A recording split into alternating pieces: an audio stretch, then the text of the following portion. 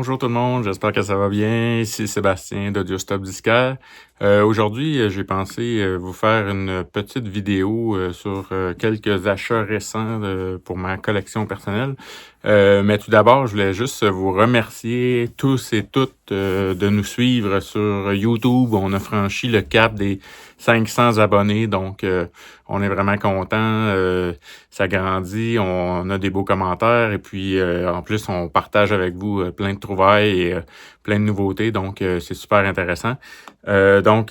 Comme je vous le disais, aujourd'hui, je vais faire une capsule sur quelques achats que j'ai faits récemment, peut-être plus orienté sur le rock psychédélique années 60, fin 60, 70. Donc, j'aime beaucoup cette période. Donc, sans plus tarder, voici mes quelques récents achats. On commence en force avec un album compilation d'un groupe qui nous vient de l'Ohio aux États-Unis, fondé en 1972 par le guitariste et chanteur Jim Gustafson. Donc, pour ceux qui n'auraient pas deviné, il s'agit du groupe Pooh-Bah. Donc, Pooh-Bah a été actif à partir de 72, comme je le disais. Ils ont environ 12 albums à leur actif, dont le plus populaire est probablement le premier, qui s'intitule Let Me In. Donc, c'est un album que j'ai peut-être déjà parlé dans mes premières capsules. Donc, c'est vraiment un superbe album, celui-là. Mais ici, je me suis procuré cette compilation-là parce que les albums de Pooh-Bah sont quand même très, très rares et prisés sur le marché. C'est pas rare de voir certains vinyles originaux aller à 1500 $ et plus. Donc, je vous dirais que si vous connaissez pas ce groupe-là, c'est une très très belle façon de vous procurer cette compilation-là qui s'intitule Burning in the Rain. Pooh-Bah, c'est un groupe là, de hard rock avec des riffs de guitare assez impressionnants, du fuzz et tout ça. Donc, si vous aimez ce genre-là, là, c'est sûr que vous allez aimer cet album-là. Donc, je vous recommande fortement de vous procurer Pooh-Bah, Burning in the Rain.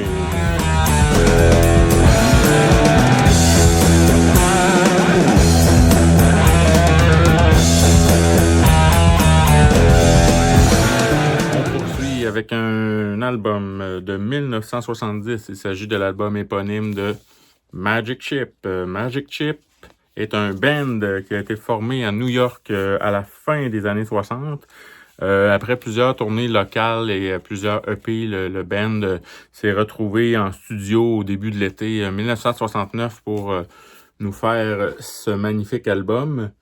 Le band est un mélange de hard rock, de musique psychédélique.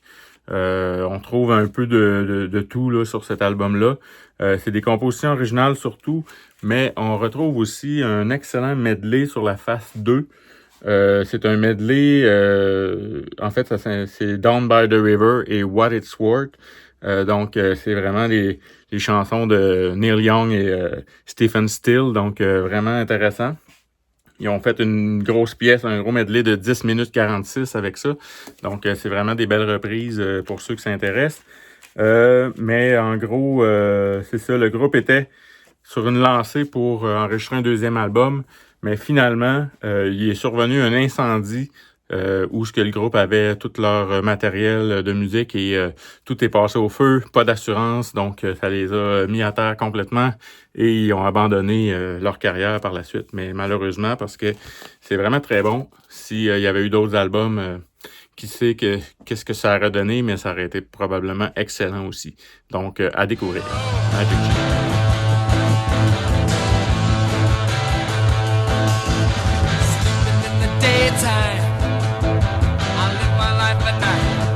J'enchaîne maintenant avec un album qui est en fait une compilation de pièces qui sont parues entre 1969 et 1974. Ça nous provient d'un band écossais qui se nomme Iron Claw. Donc, Iron Claw est un band qui s'est formé en 1969 et qui s'est dissous en 1974. Ce sont ce qu'on peut appeler des pionniers du heavy metal. On dit souvent que c'est un peu du proto-metal. Donc, c'est un band qui a été très, très inspiré par Black Sabbath. Donc, il s'en cache vraiment pas. Donc, si vous aimez le hard rock style Black Sabbath, justement, c'est très lourd. Vous allez vraiment aimer ça. Donc, c'est une très, très belle réédition, en fait, une compilation de pièces qui a été remasterisée parce que les bandes originales étaient probablement pas excellentes. Donc, voilà. Ici, vous avez tout le coffret comme ça ici.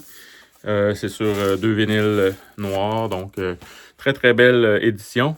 Mais la musique est vraiment intéressante. Comme je vous dis, c'est très, très lourd. Donc, attachez vos oreilles, comme on dit. Donc, Iron Claw, un band écossais à découvrir.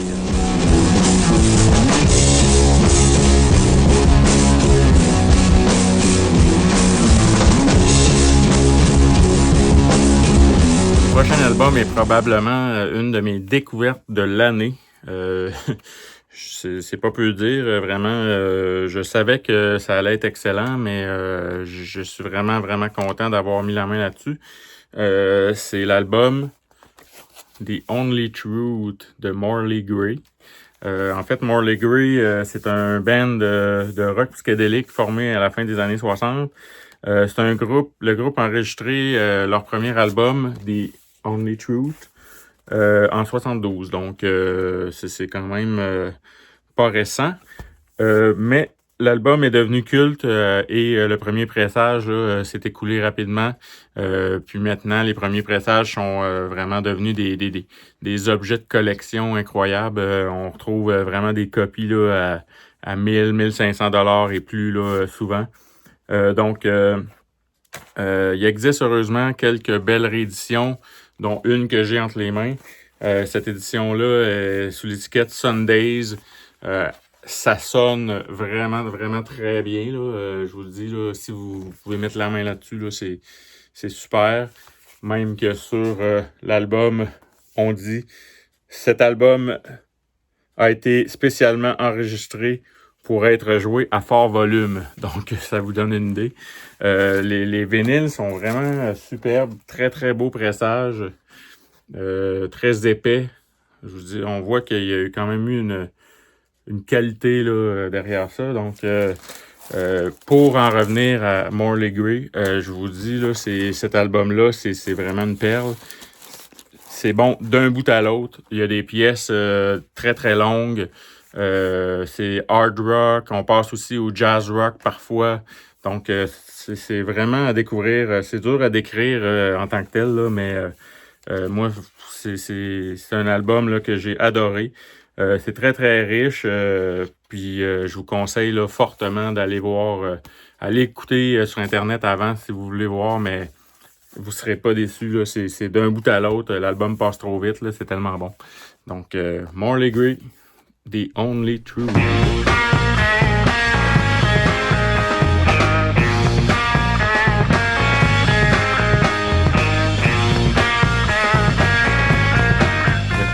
Avec une autre belle découverte que j'ai fait dernièrement.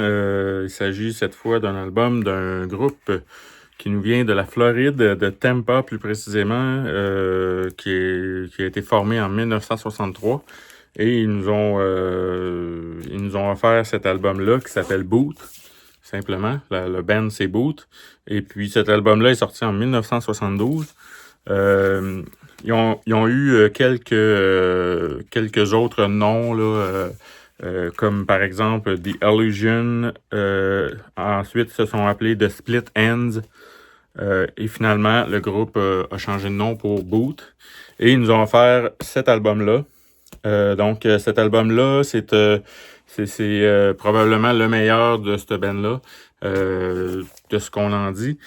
Moi, j'ai adoré. On parle de hard rock à saveur blues, un peu psychédélique, puis aussi avec des accents de southern rock. Donc, j'ai vraiment aimé ça. On peut même peut-être parler de classic rock à sur certaines pièces. Là. C'est quand même énergique et tout. Là. Donc, très, très bel album dans l'ensemble. Moi, j'ai adoré. Donc, je vous souhaite de découvrir cet album-là. Boot!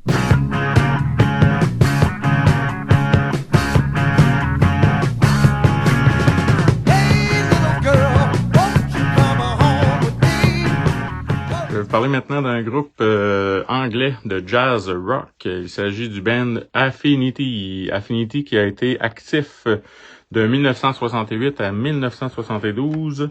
Ils ont sorti seulement qu'un album studio, c'est celui-là ici. Donc l'album éponyme, vraiment très belle pochette. On voit ici la belle photo au complet. Donc j'adore vraiment cet album. C'est comme la plupart, beaucoup de groupes des années 70, malheureusement, ils ont eu qu'un seul album, ils se sont séparés après la sortie du premier album.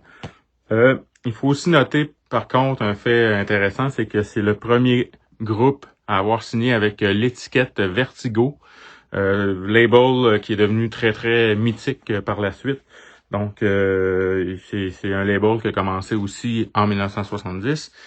Sur cet album, on retrouve des instruments tels les cuivres et l'orgue Hammond. Ça donne vraiment le ton à l'album, là, si on peut dire. Là, ça donne un son rock progressif, jazz rock vraiment intéressant. Donc, très très unique album à découvrir, Affinity.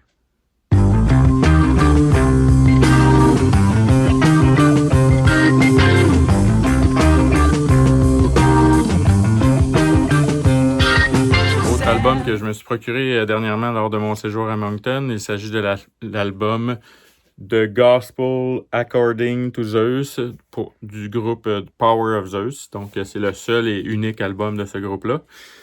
Cet album-là, en fait, il nous provient de Power of Zeus qui a été formé en 1968 à Détroit. Donc, c'est le seul, comme je le disais, c'est le seul album du groupe. Power of Zeus, c'est le premier groupe à avoir signé sous le label Rare Earth, un sous-label de l'étiquette Motown, donc fait intéressant. On voit aussi d'ailleurs, ça c'est une réédition, là, c'est pas un original, mais on voit sur cette réédition-là qu'ils ont conservé le macaron Rare Earth ici. Donc c'est un très beau label en passant, là, pour ceux qui connaissent pas. Si vous tombez sur des albums de Rare Earth, c'est rarement mauvais, là, donc je vous dis ça comme ça. Donc, Power of Zeus ont un son inspiré du hard rock comme Sabbath et Zeppelin, mais aussi ils ont une touche un peu funk. Donc, c'est à cause de ça que certaines de leurs chansons sont devenues des samplings de hip-hop vraiment connus. Il y a beaucoup d'artistes qui ont utilisé, entre autres, une chanson sur cet album-là qui s'appelle Sorcerer of Isis. Donc, cette chanson-là a été samplée par des artistes de hip-hop tels que KRS-One, Kanye West, Cypress Hill, Tribe Called Quest et Eminem, entre autres. Donc, vraiment un excellent album à découvrir. Comme, encore une fois, c'est une perle des années 70 qui, malheureusement, n'a pas eu de suite, mais c'est le fun à découvrir.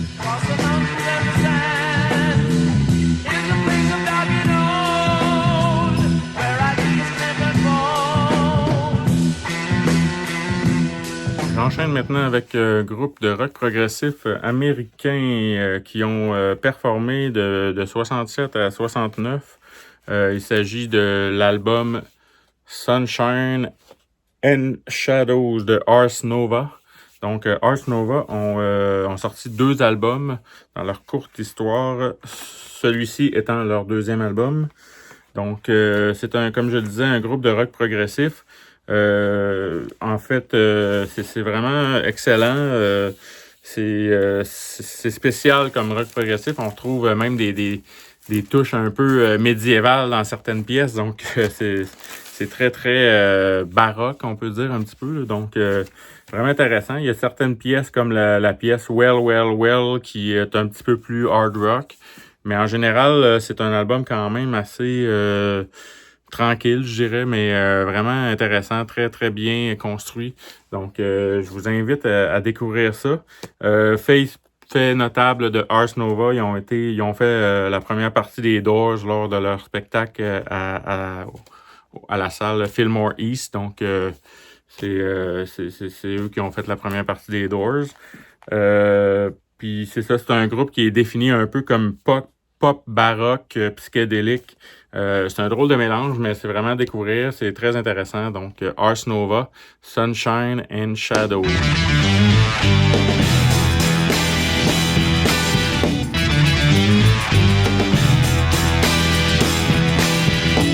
you got it all figured out. Prochain et dernier album, il s'agit de l'album Fields. Fields était un groupe, un power trio californien de blues rock qui ont sorti un seul album en 1969. À ne pas confondre avec, il y a un autre band qui s'appelle Field, qui vient d'Angleterre, qui lui vraiment est un band plus rock progressif, avec des anciens membres de King Crimson et tout ça. Mais c'est pas le même band, celui-là vient vraiment des États-Unis. Ils ont eu une courte existence d'1 an. Ce disque est rempli vraiment d'influences de blues, de soul, de hard rock psychédélique. Il y a juste 6 pièces sur cet album-là. Mais le fait qui est vraiment intéressant, c'est que la phase 2 de l'album, c'est une seule pièce. Elle dure 18 minutes 22. Donc, c'est une très longue pièce, mais c'est un mélange d'un paquet de choses. Donc, on retrouve des influences là, de Sgt. Pepper, les Doors avec Cream mêlé à ça. Donc, c'est vraiment un très, très bon album, vraiment éclectique. Aussi, ce qui est vraiment, que j'ai noté vraiment sur cet album-là, c'est que la bass est vraiment là, très, très groovy et funky, là, surtout dans les premières pièces. Donc, ceux qui aiment la bass, là, vous allez l'entendre vraiment beaucoup. Donc, comme je disais, ceux qui aiment les Doors, Cream, ce genre de groupe-là, c'est sûr que vous allez aimer ça. Donc, Field, un album à découvrir.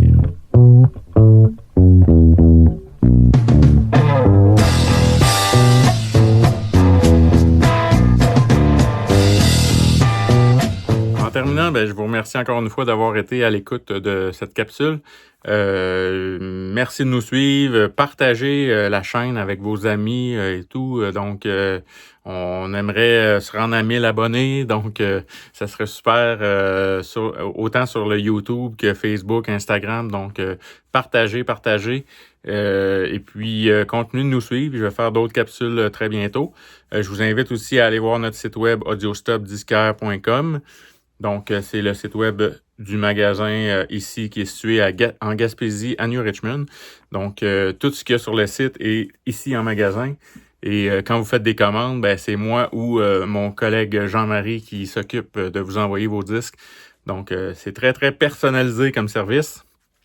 Donc, encore une fois, merci beaucoup. Restez à l'écoute. Continuez de faire des belles découvertes. Si vous avez des trucs à partager aussi, n'hésitez pas dans les commentaires.